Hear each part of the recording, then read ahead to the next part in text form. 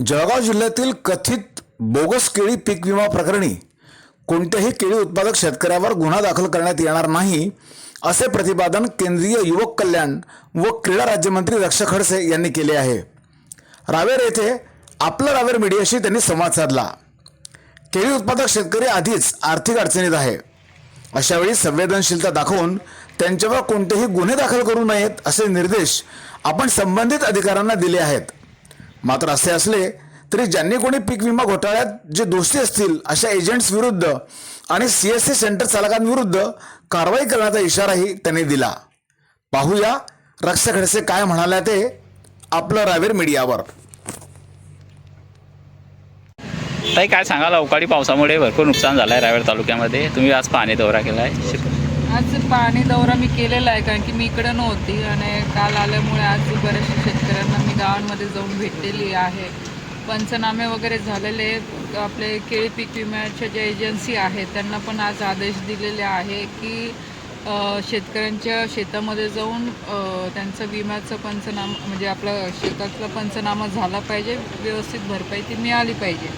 ज्यांचे विमे नाही आहे तर अशांचाही पंचनामा सरकारच्या वतीने आदेश आल्यामुळे तलाठी असतील किंवा कृषी सहाय्यक असतील त्यांनी केलेला आहे। तो प्रस्ताव सरकारकडे गेल्यानंतर सरकार त्याचा निर्णय घेऊन योग्य पद्धतीने भरपाई देण्याचा प्रयत्न करेलच। आणि दुसरा, आज दौरा माझा कारण बरेच दिवस झाले मी इकडे मतदारसंघात खेड्यांवर गेलेली नव्हती, म्हणून आज तोही दौरा मी केला आणि गावातल्या काही छोट्या मोठ्या समस्या असतील आणि सगळ्या कार्यकर्ते असतील किंवा गावातल्या लोकांच्या आज भेटी घेतल्या।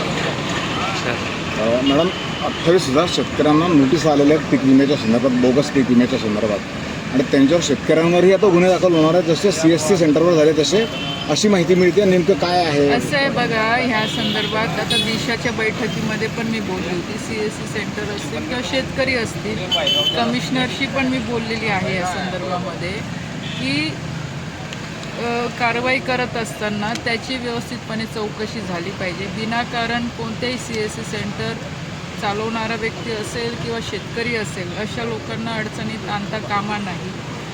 कारण की बऱ्याच वेळ असं होतं की जे जिओ टॅगिंग केलं गेलेलं आहे त्याचे पण एव्हिडन्स शेतकऱ्यांकडे आहे किंवा जे सॅटेलाईटच्या माध्यमातून फोटो घेतले जात आहे ते कोणत्या तारखेचे आहेत, त्याचा कालावधी काय आहे ते पण बघितलं गेलं पाहिजे। कारण की बऱ्याच वेळा शेतकऱ्यांचं पीक निघून गेलेलं असतं आणि ते सॅटेलाईट इमेजमध्ये येत नाही किंवा सॅटेलाईट इमेज आधीचे असतात म्हणजे मागच्या वर्षाचं, त्याच्यामुळे बऱ्याचशा अडचणी येतात आणि नको त्या शेतकऱ्यांचं नुकसान याच्यामध्ये होतं। तर ह्या सगळ्या गोष्टींची दक्षता सरकारने म्हणजे प्रशासनाने घेतली पाहिजे।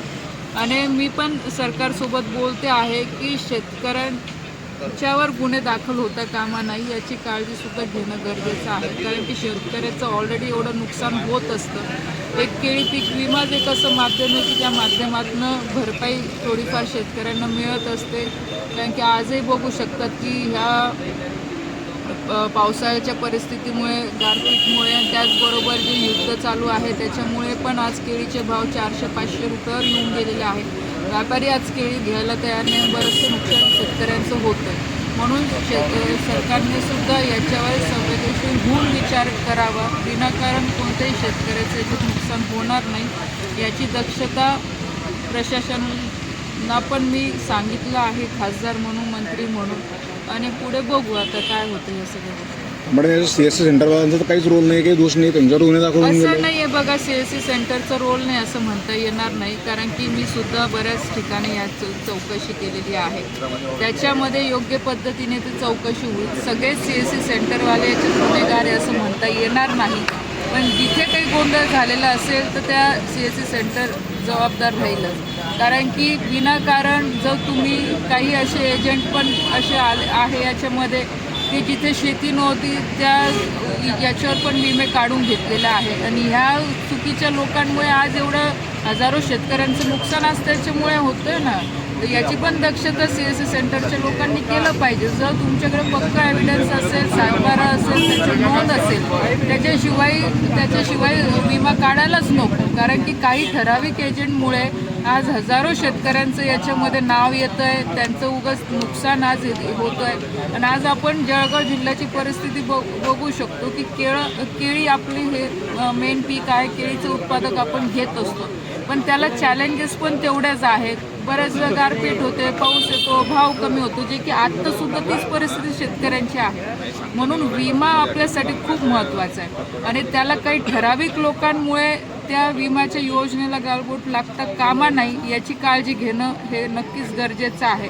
म्हणून जे याच्यामध्ये गुन्हेगार आहे तर सरकार त्याच्यावर कारवाई करायचे आदेश काढलेले आहे, पण नक्कीच याच्यामध्ये शेतकऱ्यांचं कुठे नुकसान होतं कामा नये, शेतकऱ्यांना गुन्हे दाखल होता कामा नये. CSC सेंटरवाले जे आहेत, खरोखर ज्यांनी चुकीचं काम केलेलं आहे त्यांना तर ह्या गोष्टीमध्ये अडचण येईलच, पण जे प्रामाणिक आहे, ज्यांनी केलेलं नाही आहे, नक्कीच त्यांच्या वतीने किंवा त्यांच्या बाजूने मी आज बोलायला तयार आहे किंवा मी नक्कीच त्यांची बाजू मांडेल. मित्र गुन्हे दाखल केले सरकारनं, कारण त्यांची कृषी विभागाची प्रक्रिया सुरू झाली आहे ती.